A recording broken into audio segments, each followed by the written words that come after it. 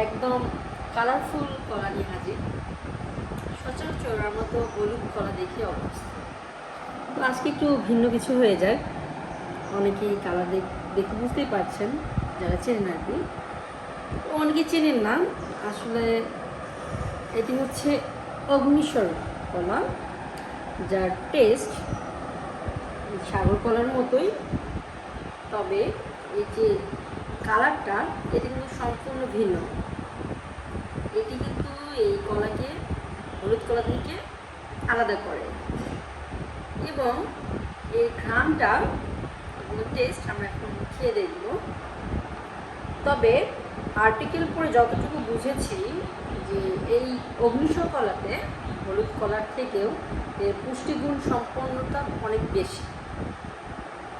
তো দেখি কালারটা একটু ডিফারেন্ট একদম, দেখুন ভিতরের টেক্সচারটা দেখুন।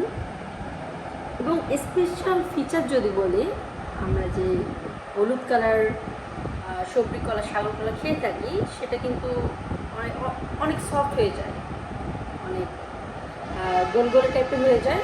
তো এটা এদিক দিয়ে ডিফারেন্ট টাইপ থাকে। এই যে দেখুন,